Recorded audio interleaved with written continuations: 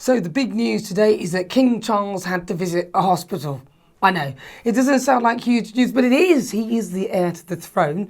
After he experienced temporary side effects from his cancer treatment, and that required a short period of observation. But he is such a brilliant man, isn't he? He just gets on with his job, keep calm, carry on, even as he undergoes cancer treatment, like so many people in the world and, of course, this country. But the show must go on. He has now returned to Clarence House and is acting on medical advice. And as ever, we wish him a steady recovery. Right, let's get down and dirty. Dirty Harry. Only joking. That was a film. And if there are any snowflakes waiting to take offence, it's a joke. This week, Prince Harry decided to step down from Centrebell. Now, this was a charity formed in 2006 in memory of his late mother, the Princess of Wales, to help AIDS orphans in southern Africa. The charity then issued a statement suggesting people in the field were more important than its trustees. Yes, it also stated that whilst trustees are key for governance and regulation, and patrons, especially founders, are an honour to have, it's the people in the field who are advancing their work, no matter what. Now, some people might interpret that as some sort of P45 mention for Prince Harry, although the charity itself was marred in some controversy, and Prince Harry has sensationally stepped back from his role there in protest at what he calls untenable actions of the chair of its board, a Zimbabwean-born lawyer, Sophie Chandorka. Now, Sophie had reported Centrebell's trustees to the Charity Commission in the UK and filed papers in a British court to prevent her removal. Dr. Sophie Chandorka, who has also not accused anyone specifically, alleged issues of poor governance, weak executive management, abuse of power, bullying, harassment, misogyny and misogynoir. She said, beneath all the victim narrative and fiction that has been syndicated to, and that's the press, is the story of a woman who dared to blow the whistle about issues of poor governance, weak executive management, abuse of power, bullying, harassment, misogyny and misogynoir. Make of that what you will. Probably best not to go into too much detail on that one, but it doesn't sound good. Meghan Markle, on the other hand, her new Netflix series has been, well, it's hit another bump in the road. Of course it has. Apparently producers had to dub her asking questions because she spends most of the time talking about herself. With Love Meghan sees Meghan invite famous people to her, well, it's not her mansion, but another one nearby, so she can cook for them. And I use that term loosely, as I'm not sure she can cook or that she is any good at it, as several inconsistencies cast doubt on her handiwork being her own. But hey-ho. Some viewers have pointed out that Meghan spends one episode mostly talking about herself. So apparently, producers had to add voiceovers. In the second episode, Meghan invites Mindy Kaling, an actor in the US, to the house to learn how to make finger food and host a luxury children's party. Unfortunately for Mindy, she didn't really get a word in edgeways, as Meghan spent much of the time speaking about the meals she was making and telling Mindy anecdotes about her personal life, including one story about her science teacher, Mr. Ben, who recently died. Poor Mindy. Meghan's new Shop My page went live this week as well. On her Instagram account, Meghan says, "Many of you have asked, but here you go. A little shopping to start the week, more to come. Link in bio." Red heart emoji.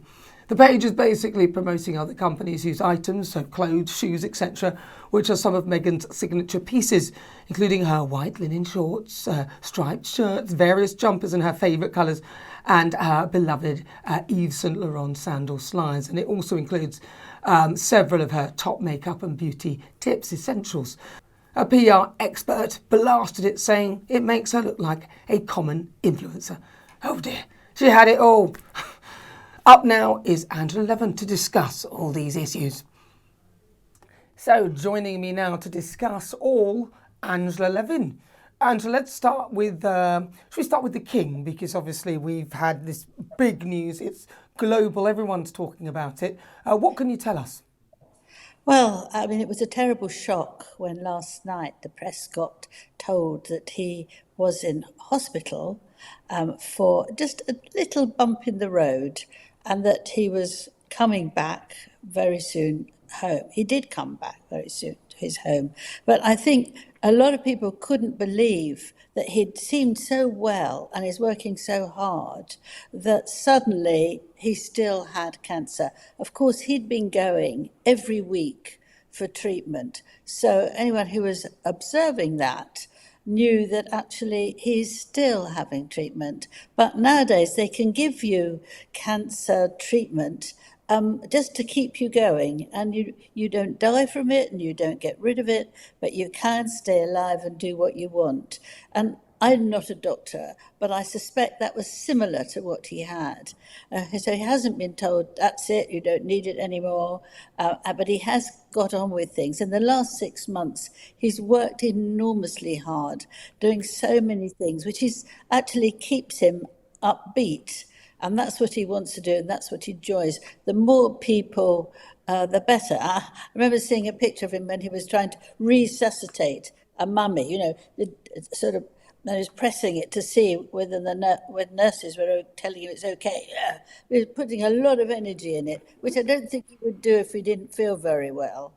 Anyway, apparently this was sort of the type of thing he would have had each week. But then they saw there was something wrong. We don't know what it was, but they wanted to test him. And then they let him home. And now they say it's forgotten. It was just a little bump in the road, as I just said. And that's it. But don't do anything the rest of today. Don't do anything on Saturday. Don't do anything on Sunday. Well, I think anybody who cares for him and the love of the royal family is not going to put it to one side, because you're naturally going to worry. And you think, will everybody manage it? There's Prince William, heir to the throne, and it might be very difficult for him because Catherine has to be careful what she wants to do. Mind you, those two are very, very close, Catherine and the King, because they both have suffered from cancer and they both know what it's like. And if you haven't had an experience something like that, it's hard for you to know. And when they were both in hospital at the beginning, the King used to go off to see her often as he could in his dressing gown, which I think is very loving. And they can talk all about it. I'm sure she will go over and see him over the weekend, and they will help each other. But on the other hand, the King is now 76. He's obviously fit at a level because he works so hard and just keeps on doing everything. But these things it's a nasty illness, and it can suddenly quickly change and be difficult. So I think there's a reason why we can be concerned, and that hope that he will get very well. They do say that they can still go to Italy in the beginning of April. No, I think it's April the 6th, 7th, something like that. They'll be ready for that. But I know from the past that they say that, and then they say, no, whoever it is can't go because they're not well enough. So we just have to wait and see. Camilla, I think, is quite important in this, the Queen, because she needs to keep him quiet and not to do too much. She often grumbles. You hear her when she's talking to people, and she says, oh, he won't listen to me, he's done too much. But I hope this time he will be sensible and do less, and she will keep her eye on him. You see her sometimes looking very carefully at him, as a loving wife would do, and just keep her eye on him and just let him relax. I mean, we all need to relax. He hadn't had a holiday for quite a long time. So he's got to allow that to help him. All right. Well, look, we all wish him the best, of course. And, he's so stoic in his work, and he's serious about service to this country. And I for one, am very proud of him. Have you been getting a load of spam in your email recently? What about random calls? It's really annoying, isn't it? Data brokers are out there collecting your personal information. Anything from your email, your full name, your address, and even your political affiliation. Cyber criminals can even use AI to mimic the voices of friends and family to trick people into sending them money.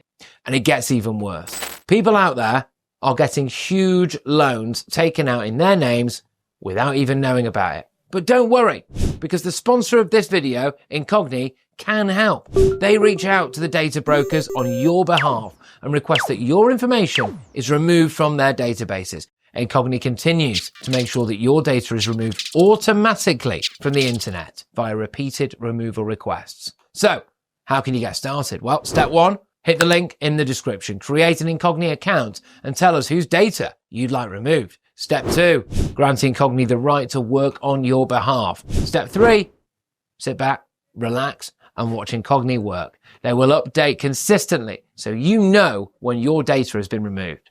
Incogni is risk-free for 30 days, so you can try it for yourself and you'll get a free refund if the service isn't for you. So take back your personal data today with Incogni. Use the code GBNews using the link in the description below and you'll get 60% off an annual payment plan. But let's move on to somebody else. Prince Harry. You heard the change of tone. Yes, so I could just see your face go down. You know it. But look, he's quitting this charity that he set up in honour of his mother, and it was something that helped AIDS victims and people who were obviously impoverished in Africa. Tell us more about why he quit and what's going down there, what's happening. Yeah. Let me tell you from the beginning, just very quickly. It was then Prince Charles who helped him find this for children who didn't have parents who had died from cancer. Who had died from, yes. And he thought it would help him get over it a little bit with his mother because there'd be so much to do. So he did, after he left school, he was there for several months and he turned into a different Harry, whereby he loved being with the children. He loved it. And they all said they couldn't believe that a boy of his age, 15, 16, could hold a tiny child in his arms so patiently for so long. He loved that. And he also loved the fact that he could do odd jobs. So he was like, someone making a bit of a fence and doing everything. And it's been his ideal place to go, really. And the other thing about it was that Prince Sehoko had also lost his mother in a car crash. So the two of them had this contact, and it worked very well, and he's loved it. But the trouble is, he hasn't been there for the last 6 years. And I think if you're living in America and you want to do something in Africa, you need to see what that place is like regularly and do what you can.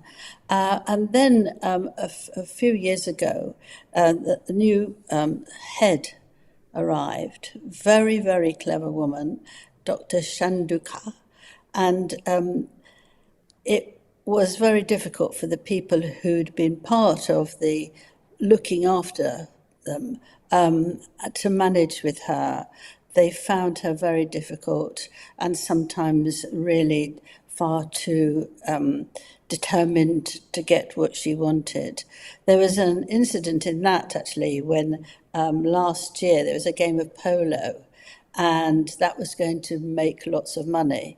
And Meghan at the end, she was there. Meghan at the end pushed her out the way. She didn't want her to stand next to Harry. I remember that picture. And the woman looked great in that dress. Did she wear like a white dress? Very attractive. Very attractive. Meghan, yes. Highly intelligent looking woman. So Meghan obviously couldn't care less about that. I mean, she was representing the place, and she was pushing her. She pushed her this way, that way, and in the end, Dr. Shanduka had to go underneath the award, which Meghan was determined to hold onto it, despite having done absolutely nothing at all. And I imagine there was something rather left over there. But what she said, she put out just a quick words. There are people in this world who behave as though they are above the law and mistreat people and then play the victim card and use the press they disdain to harm people and have the courage to challenge their conduct. So she has been very brave, and people believe, she didn't mention Harry's name, but people believe that this was for Harry, and that nobody had actually said that to him at all, because people are polite or they don't want to, or they leave him do what he likes. But I think that it's not necessarily true that, and people have jumped on it. Maybe she meant if they do see it, it doesn't matter, but apparently she doesn't see that because Harry left after all the others left. He wanted to stay there, but he couldn't by himself because she wanted everyone to go. But then she didn't, and she's now taking them to court to try and get them all back, and they're not going to. So it is an incredible mess, and it's difficult to unwrap it at the moment. But he is, and he said he's absolutely devastated. And I think that that's right, because he loved that place and he loved the children and they loved him. But didn't he leave on his own accord though? Like he resigned, he went along with the others, so he resigned. He should have stayed. Yes. Yeah, but, I don't know what the actual details were, but that's the impression that the papers are giving us. And he talked to me a lot about it, and he was just thrilled. But I think he's rather down at the moment, of course, because Meghan is phenomenally busy bringing out one thing after the other, that he must feel that I can't do anything. And that would make him very unhappy. Some of the things he deserves because he's been very rude and so on.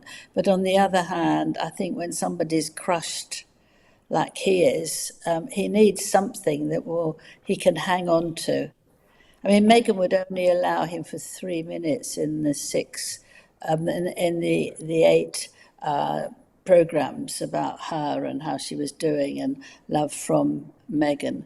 And that's all he was allowed to turn up on the last one for 3 minutes. And what we heard was, "You're wonderful, Meghan, you've done so well." And that's all she wants to hear. Well, I mean, look, everyone likes to hear good things about themselves and how amazing they are. But she does take a little step further, because I was just reading about her with Love Meghan. And in one of the episodes, what they've basically had to do is put voiceovers, apparently, over the bits where she's asking questions, because she then sort of goes and talks about herself. And there was one in particular, the second episode, with a lady called Mindy, who's a big star in the States. And they were talking about, how Mindy was going to show her how to do something. Of course, Meghan talked all over that, and we barely got to hear from Mindy. That's in the podcast. This isn't in the television series. So that's what she did. I know it's not going to work because she didn't do it the first time. Anyway, she was talking all the time. But actually, all she's interested in telling them about herself. And so they've got to sort of try and do something else just to get the question, the answers in or something out of them. But if it's not going to be, these women are fantastic. They started badly and they become billionaires. Well, they're not even going to tell us that, for goodness sake. So that's ridiculous. And also, I don't know if you've heard the sort of preview of it, that they're all giggling as if they're 10 or 11. Whatever they said, they just giggled. And she said to one of her friends, we didn't know the names at that time, she said to one of the friends that, "I hear you haven't got your boyfriend." "Oh, tell us." And she absolutely collapsed in laughter, as did all the other people. And I thought to myself, if you're 44, do you really need that sort of silly giggle? That's my answer to that one. But I think this one with Mindy was actually in the TV show. So with Mindy, this one was in Mindy Kaling. She invited her to the house to learn how to make finger food and host a luxury children's party. But as I said, unfortunately for Mindy, she didn't really get a word in edgeways.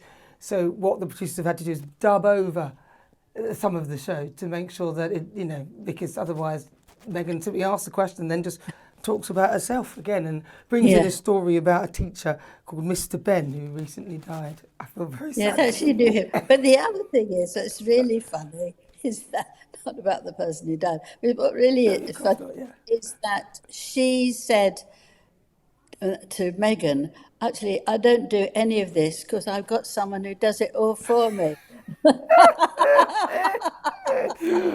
Oh, She's dear. got an Well, au that's the pair whole or a point. nanny or something like that. Exactly. So Meghan was telling her how to blow a balloon. Although I did see an interesting piece with Gwyneth Paltrow. I don't know whether you've seen it. It's like a little Yes. clip that's doing the rounds. And clearly they're sort of showing that they are friends. I don't know whether you've seen that clip. Yes, But you've seen each that. other. Yeah, as Yeah. a joke. Yeah. And uh, they just try to make each other look silly. And I think that's also very childish. I mean, I can't see that that's funny. Maybe I'm not very good at laughing, except with you, but I just find that it was all right. But I think all that dressing up and making silly and saying, "Oh dear, I'm making something very nice for everyone," and the other one says, "Oh yes, am I?" I don't really have that sort of patience. I think life's too short to actually get into that. Have a good laugh when it's actually something positive, and not even positive, it's something there to be seen, but not a silly, jokey thing that you're making up, pretending you're against each other, but not being against each other at all, showing all the press that you uh, look as if you don't like each other, but actually, really, you made up this very, very funny story, which isn't funny. I think she's trying to show that they haven't got a dispute between them.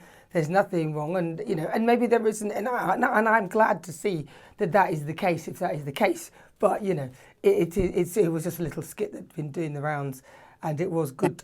In a way, I'm glad to see them both together. It means that maybe she does have more friends than we make out. Perhaps the press are inflating things somewhat, but unfortunately, I think character is fate. And when she does these things, these sort of with Love Megans and these podcasts and everything else like that, and we hear from her staff and people who've worked for her, the story isn't a good one often. But What do you think about the clothes? what the clothes? So the new Yeah. sort of new page, the Instagram page, where she's Yeah. directing people to parts of the different people whose things that she buys. Like I think she loves Yves Saint Laurent slip-ons, sandals, and all this sort of thing. The Yeah, look, £650. yeah, it's a lot of money. A lot of them are really expensive. And one of the journalists, what is it that he called her? She just said just like a common influencer is what they referred her to. And come on, she's married to Prince Harry. She didn't have to do all that. She could have gone in this route where she's talking about helping people and all that. And she's kind of, But no, I don't know. she wants to be a billionaire of her own making, and she can earn a lot of money from the clothes, because the minute you press the page, she's got, I think, about between 10 and 30% of what the thing costs, and then she takes more if you buy the goods. So this is extraordinary. But when you see, it's not really for most people, if you see it, a very, very boring dress that's over £1,000, and you see those shoes with over 600. And what makes me laugh is that when she was working for the royal family, she made a huge fuss about wearing beige, and she said that the family said to her she must wear it because they didn't want to see her, right? And that's what she said. They felt that, they didn't want her to wear a bright colour. And now nearly all her clothes are beige or cream. I don't mind, you can wear whatever you like, but it's just hypocritical as usual. Yeah. Well, look, I don't mind. I'm glad that she's decided to make her own money and do her own thing. It's good for her. Good for her. But, don't try and convince us that she's something that she's not. And I would still say, look, Meghan, go and make up with your dad. Life is too short. If you're such a kind, empathetic, wonderful person and welcoming, welcome your father back into the fold, really, seriously. Angela Levin, always a pleasure. Thank you very much. The brilliant Angela Levin. Thank you very much. That's Angela Levin's opinion. I'm Nana Akua. Make sure you subscribe to the GB News channel for more.